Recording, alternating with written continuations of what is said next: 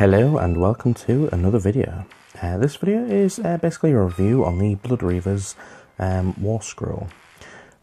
So before we begin, if you'd like to see more videos like this one, get your Reaver blades and smash the subscribe button and you'll see more videos like this one. So, descending upon their foes in a howling, chanting tide, the barbarous tribes of the Bloodreavers sweep away the enemy with sheer weight of numbers.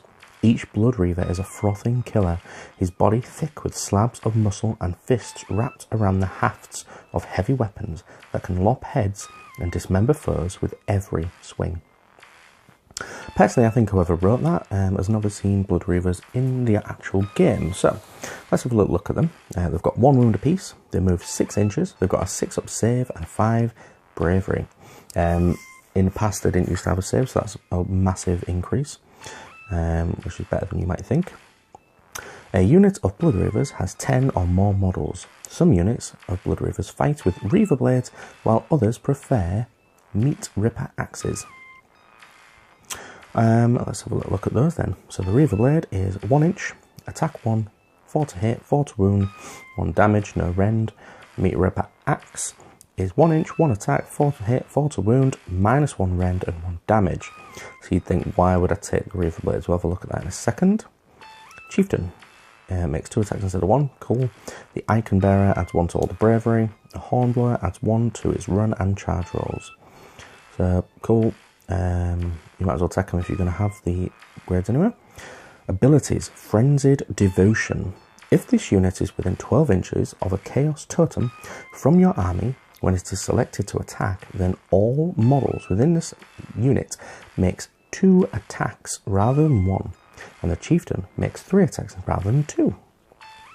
You can reroll hit rolls of 1 for models armed with Reaver blades. So personally, for that alone, that's the reason why I would go for the Reaver blades, because you get to reroll 1. So you don't quite hit on 3s, but it's almost like hitting on 3s. Not quite, but nearly there. So you're more likely to hit.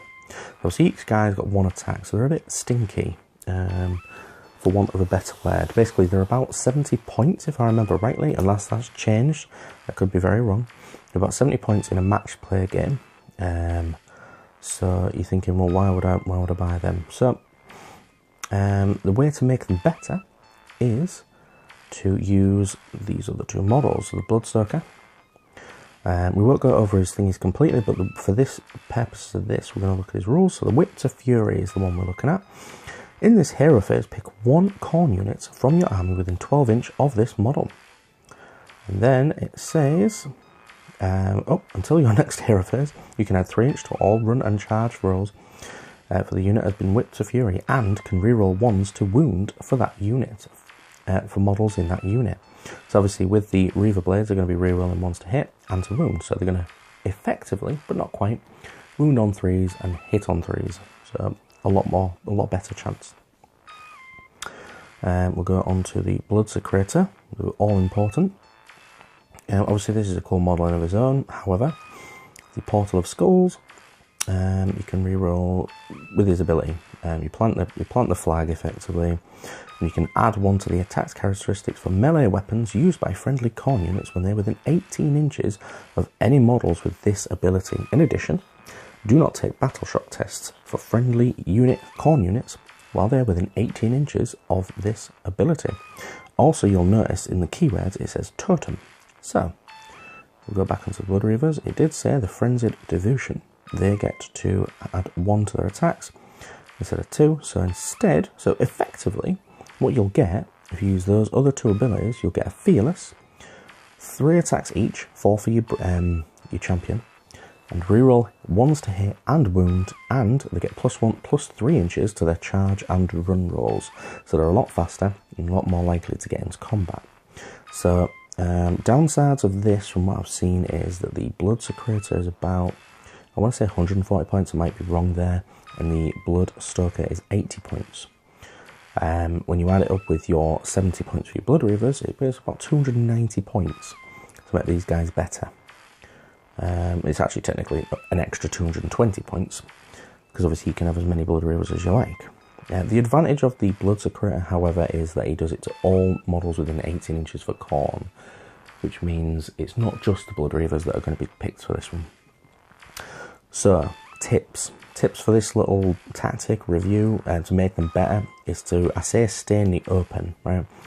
That, I mean, you need to be able to effectively get close to your enemy if there's lots of terrain. So I had a game the other night, actually the first proper game of Age of Sigmar 2nd edition, and I kind of got welded into between a building and the board edge, and barely any of my guys got in close to get the attacks in, which meant that those guys didn't really get a lot of attacks off.